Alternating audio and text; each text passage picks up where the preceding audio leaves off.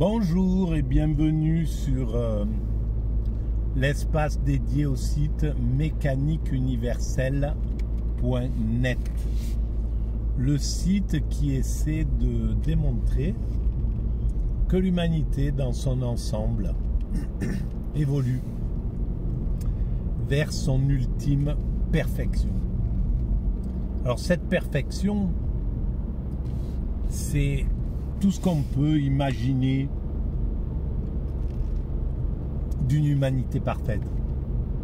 La plupart d'entre nous peuvent se faire une idée en fait de ce que pourrait être une humanité qui a atteint son plus haut degré d'évolution. Donc la paix universelle, l'homme qui, plus aucun homme qui ne peut être un loup pour l'homme, donc un danger pour l'homme. Donc on aura réglé le problème des pulsions humaines, de ce qui va faire qu'un être humain, contre sa volonté en réalité, va devenir un criminel par exemple. Parce que, évidemment, c'est pas ce qu'il veut. Il veut d'abord assouvir une pulsion, la vengeance, la haine, je sais pas, bon bref, une pulsion puissante. Et c'est ces pulsions-là qui correspondent, qui sont les plus grands générateurs de violence de l'humanité. La pulsion de la prédation, par exemple, le désir de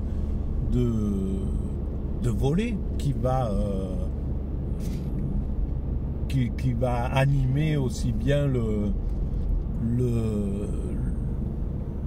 petit gars, l'adolescent un peu rebelle, que le ministre politique. Donc c'est bien une pulsion en réalité. Et c'est toujours avec cette pulsion de vouloir assouvir quelque chose, c'est-à-dire posséder quelque chose que par jalousie l'autre a et que nous n'avons pas, ou alors vouloir s'enrichir et vouloir... et c'est toujours avec une finalité qui n'est pas celle que pense ni le voleur en somme, ni celui qui est chargé de le juger en réalité. Parce que un voleur, qu'est-ce qu'il cherche en fait? C'est à pouvoir, avec l'objet de sa rapine, pouvoir séduire des femmes, séduire une femme, séduire des femmes, profiter selon son désir de la vie et avec ses amis. C'est en fait pour se faire aimer en réalité derrière. Il y a toujours un désir, c'est toujours un désir de se faire aimer qui est mal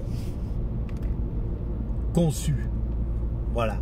C'est-à-dire que celui qui veut se faire aimer n'arrive pas à comprendre que le meilleur moyen, c'est le moyen direct. Et par exemple, on retrouve ce problème-là avec les hommes politiques actuels qu'on appelle les faucons et qui sont aussi bien aux États-Unis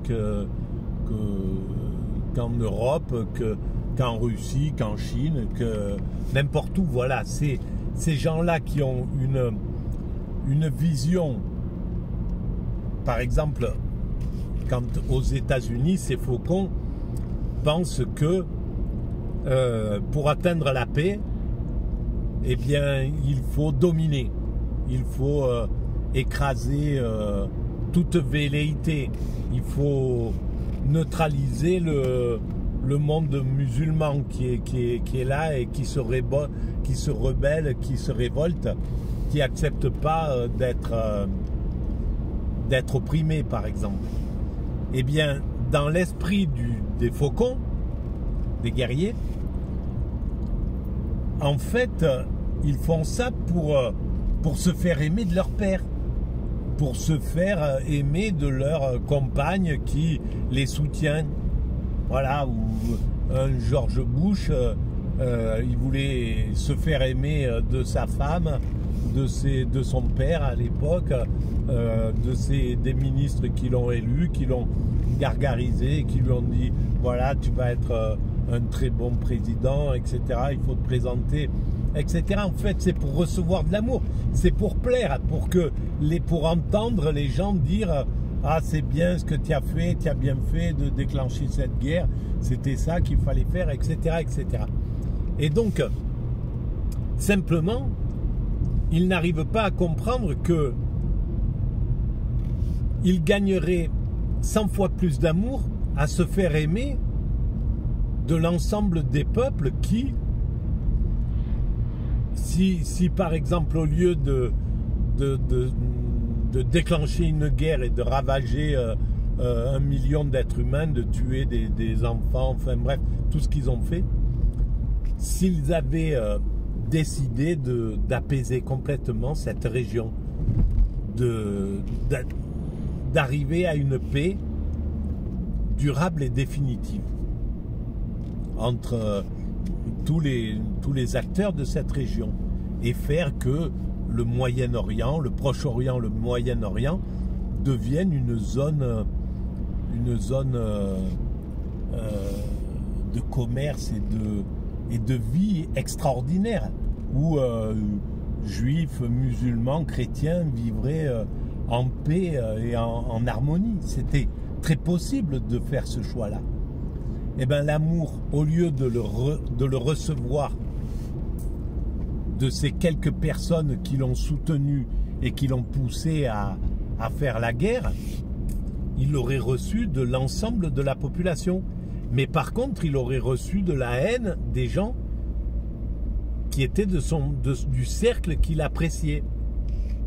Peut-être que sa femme aurait dit mais ça va pas, c'est pas du tout la politique que ton père menait, c'est pas celle-là, c'est dangereux, on va perdre toute notre énergie, etc. Les faucons qui l'entouraient, les Rumsfeld et compagnie qui étaient autour de lui, lui auraient tourné la tête, lui auraient dit ben non, on t'aime plus, voilà, en gros, c'est pas ce qu'on voulait, nous on était sur une autre décision, et donc on n'est pas d'accord du tout avec ton choix. Et alors donc en fait c'est des désirs d'amour qui sont pas compris, quoi, en fait.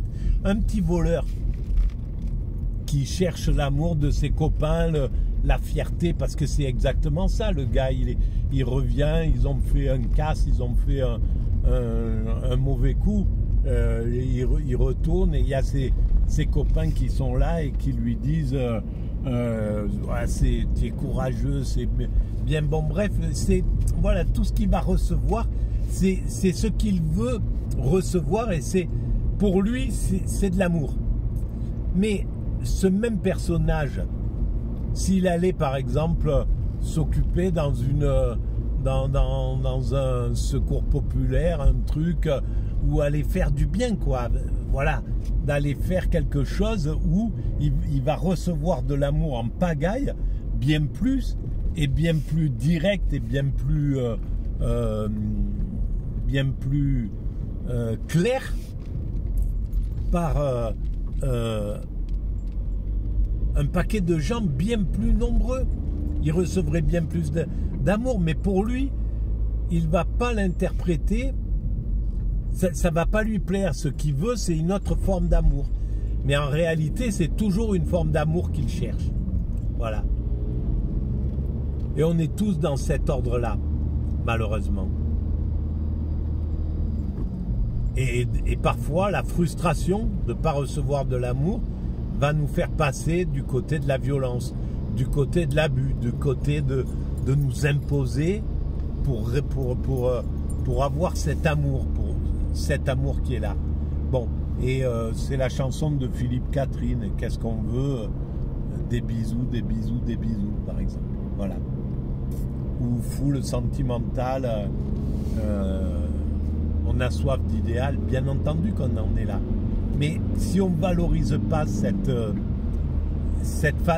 forme de recevoir de l'amour, eh bien, on continue à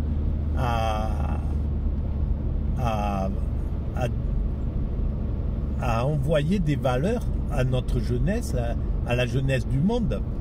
Des valeurs que pour prendre de l'amour, ben, il faut être Rambo, il faut être Schwarzenegger dans ces films-là.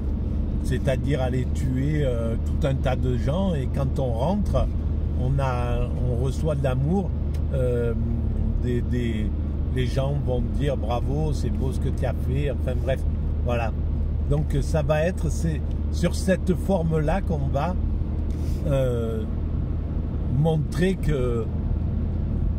qu'on reçoit de l'amour. Et donc il donne ce type de valeur à la jeunesse.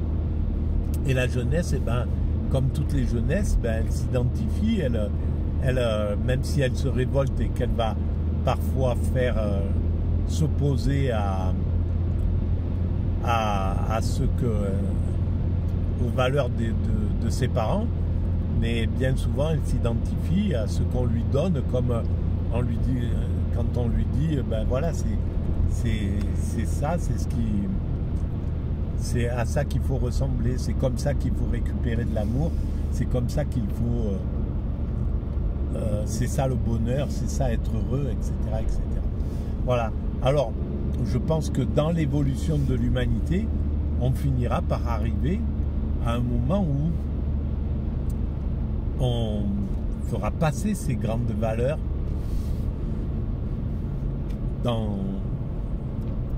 au sein de l'éducation. Et si l'homme perd ses pulsions, si on lui déjà tout un tas de choses pourront disparaître pour atteindre lorsqu'on aura atteint cet état de perfection, même un peu avant. C'est-à-dire, par exemple, d'arriver à faire que tout soit que le commerce qu'on en ait fini avec le commerce, avec la valeur des choses. Lorsqu'on aura réalisé totalement et physiquement l'humanité, qu'elle soit terminée, qu'il n'y ait plus rien à construire en fait, qu'on puisse vivre dans un endroit un petit peu comme quand on commence à construire sa maison, les gens ils vont s'acharner, ils sont là, ils vont y mettre toute leur énergie, ils vont pas endormir, ils auront du souci, ils vont devoir se battre avec les artisans, il va falloir qu'ils s'épuisent à la tâche, à monter les murs, à faire ci, ça, etc. Et puis il y a un moment où la maison, elle est finie. Elle est complètement achevée. Et quand elle est achevée, ben, les êtres humains qui vivent là, ils soufflent et ils font que jouir de cette maison. Voilà, tout est fait, il n'y a plus rien à faire. On jouit du résultat de notre action. Et bien l'humanité, c'est la même chose. À un certain moment, elle jouira de ce que nous sommes en train de construire et que nous ignorons. Nous n'en sommes pas encore conscients. Voilà. Même si quelques philosophes, ça et là, dans l'histoire de l'humanité, quelques grands spirituels ont compris cette évolution vers cet état de perfection.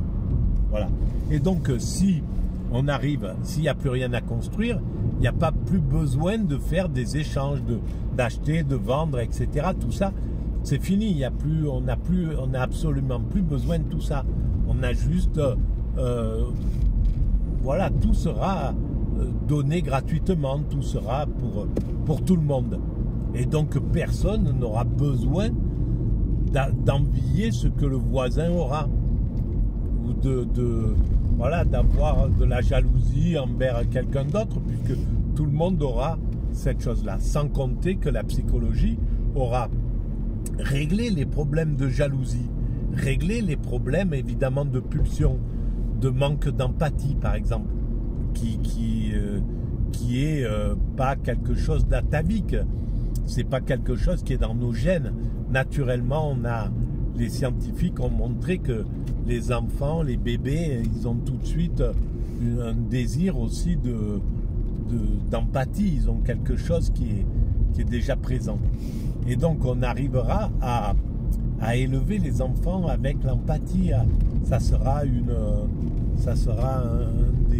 des examens,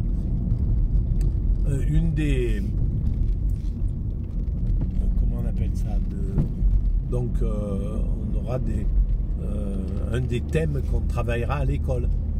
Voilà. La force de l'empathie, etc. Voilà ce qu'on peut dire aujourd'hui sur ce chemin. Et je vous remercie de votre écoute. Et puis, je vous dis, si vous pensez que ces idées un peu atypiques et farfelues ont de l'intérêt, vous pouvez mettre les pouces, vous pouvez vous abonner, ça c'est gratuit et ça fait avancer la visibilité. Vous pouvez envoyer le lien à vos amis et vous pouvez laisser des commentaires, j'y réponds en général systématiquement. Voilà, en tout cas merci de votre présence et de votre bonté. Voilà, merci.